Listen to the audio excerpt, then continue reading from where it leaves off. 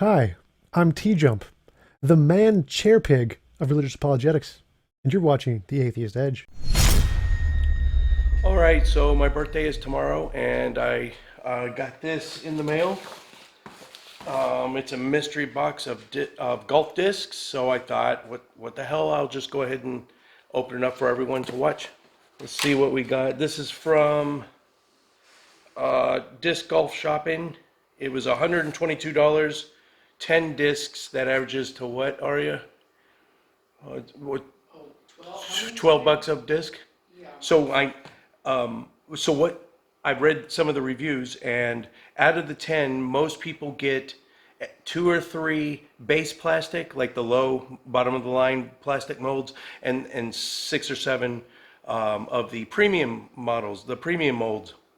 Now, the premium plastic can run as high as $30. So when you get a mystery box, you're getting way more than you paid for, but you don't know what you're going to get. So it's a crapshoot. Some people in the reviews are very pleased with what they got, and some are not. I don't have any expectations.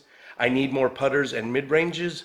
So if I get a whole bunch of drivers and distance drivers and fairway drivers, it won't be a bad thing. It's just I can't use them yet. My arm speed's not up to that point yet. But you know, it was something to work towards. All right, here we go.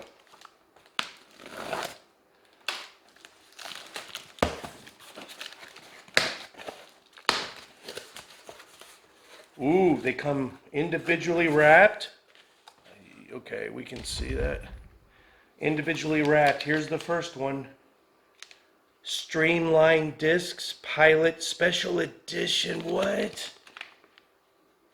I don't even. It looks like a mid-range, probably a fast mid-range. I'm guessing maybe a 6 speed Pilot Special Edition. I'm gonna have to look that one up online.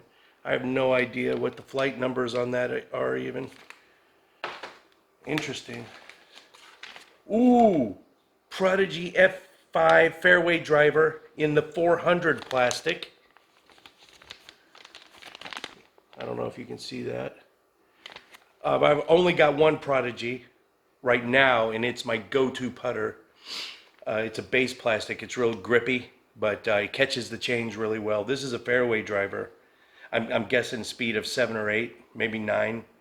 I'm definitely going to be trying that one out.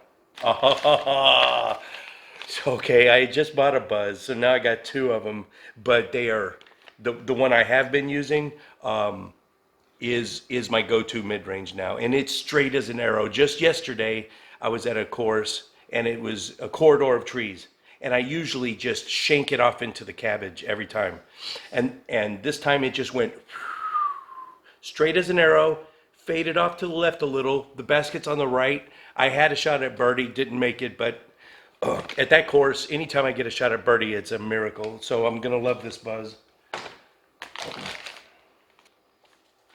West Side Disc, Underworld, turn of -3, very flippy. A glide of 6. Holy cow. I think the pros use this one a lot, but it's really flippy. Turn of 3, which means when you throw it for a right-handed backhand player, it's going to sail way right if you put a lot of stink on it, and then it should fade. What's the fade on it? Fade of 1. So this might be good for shots to go right more. I don't know. There's going to be a use for this one, definitely. I need more understable flippy discs. What the hell? Oh, Stephen King's It. Or is all Stephen King? Is it different Stephen King movies, or is this a Halloween? I see Frankenstein in there, an Alien. What? I'm gonna have to look this one up online too. Have no idea the manufacturer, the model. Oh, Stephen, do you want to? You're joining me? Oh, okay. You're out of here. All right. All right. So on the screen right now, I will have done my research. Find out what in the hell this one is. If I had to guess, there's a little bit of a. Oh, you know what? This is probably a fast fairway driver, or maybe even a distance driver. Okay, interesting. Prodigy PA3. I've already got one of these. Oh, yeah, this is the one I was talking about. I have a Prodigy putter, and that's pretty much my go-to putter, so I've got an extra one. This feels like it's in the base plastic, so they get chewed up pretty quick. For putters, it's not so big a deal, but it'll be a good backup. And when my brother comes into town, he'll have he lives in Dubai, so he doesn't bring his discs with him, so he uses mine. So do not tell me. I was hoping to get an MVP. It's a speed of 13, though. Okay. All right, so I've been hoping to get an MVP. See, it's an overmold plastic, so that's a separate piece of plastic on the edges, and it's purposely designed to stay about 170 to 175 grams like the rest of the discs. But what they do is they put air bubbles, or they make the flight plate really light and thin. They put most of the weight on this edge, so this piece of plastic is heavier than normal. So what they claim is a gyroscopic technology, and what they say is heavier at the edges means, when you spin it, it increases the spin speed, which increases the amount of distance you can get out of it. But it is a speed 13, which anything over a 10 right now is way out of my league. I'm gonna have to work up to this. You have to put probably at least 60 miles an hour of arm speed into this to get it to fly the way it was designed to. But that's something to work towards.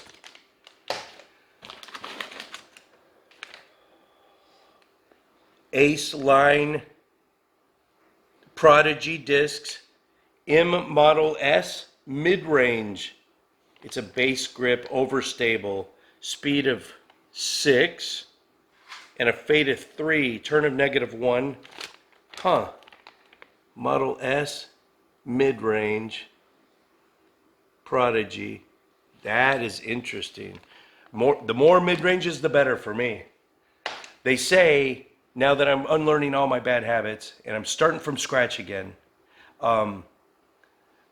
everyone that knows what they're talking about that are giving me tips are saying, don't walk up, throw from a standstill until you get that whipping motion down, and only use mid ranges and putters until you can get that arm speed up, and then you can work up to fairway drivers and distance drivers. All right, another West Side. At the Adder VIP, speed of 13. Whew. Fade of 4, which means when you throw it, speed of 13, you've got to be putting some mustard on that throw. I mean, 60 plus miles an hour to get it to fly the way it was supposed to. No turn, so it's pretty straight flyer. Glide of 5, it'll hang in the air. You might not want to. It's better when there's no wind. But a fade of 4 means if you're a left-handed backhand player, it's going to turn hard left at the end, which you might need for certain shots. But interesting, the Adder. Ooh, that's 2 speed 13s.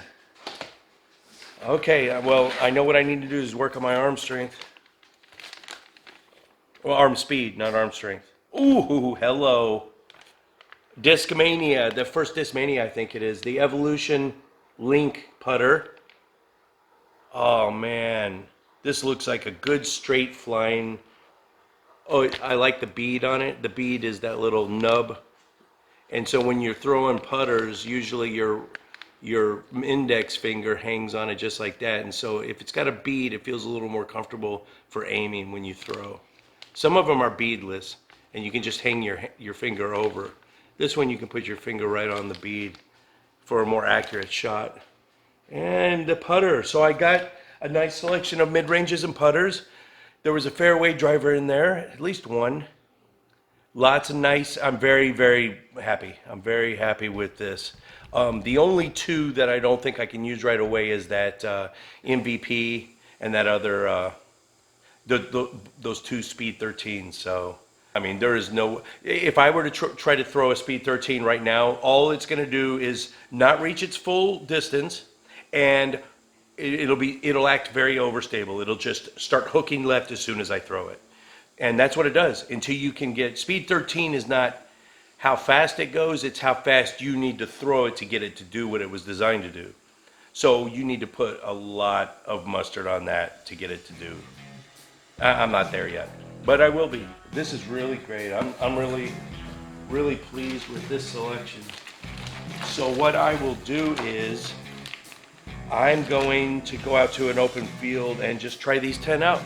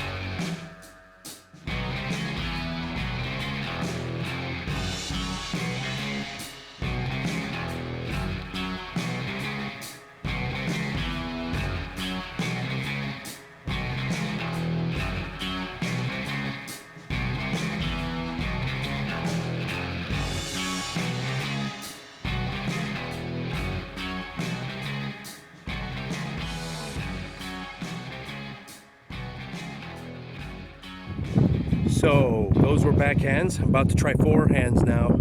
It's gonna get ugly, just be warned. That's the new discs. A few surprises. Well, not really surprises. My arm speed is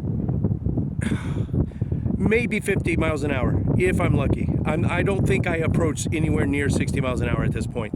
If you can consistently throw 200 feet, you're throwing at 50 miles an hour. That's the baseline. If you can throw consistently 300, oh, by the way, I think one of those, that West Side Underworld, it'll be on your screen right now. I think it went over 300. I haven't measured them yet.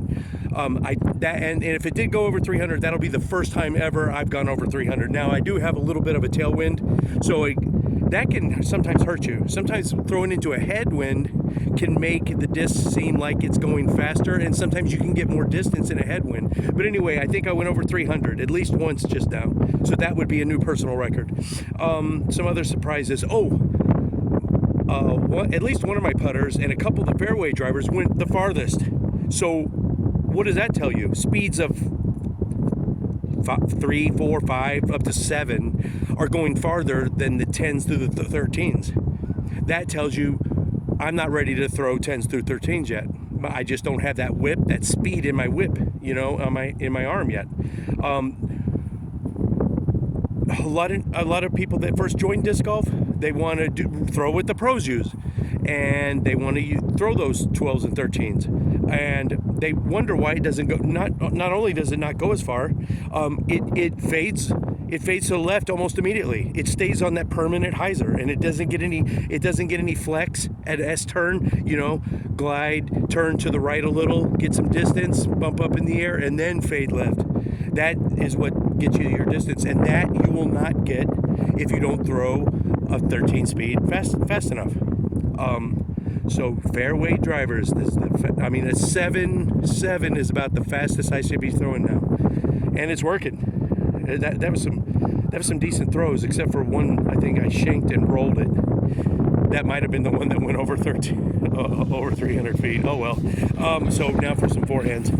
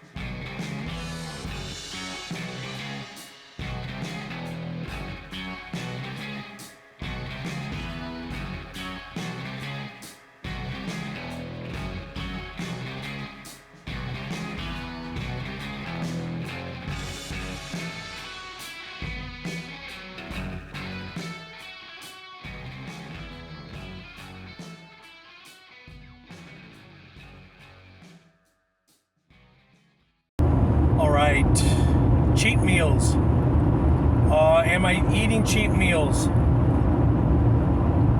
In theory, no, I'm not.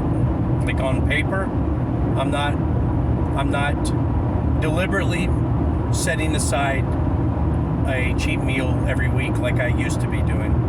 I'm going to limit that. My metabolism is way lower now than it used to be. So I can't really afford to eat a cheat meal, even one cheat meal a week. But the reality is, a cheat meal will happen from time to time. I just have to ensure that it only happens once a week or less. For instance, yesterday, or was it day before yesterday, it was just a rough day for everyone in the family. My oldest daughter came home in tears.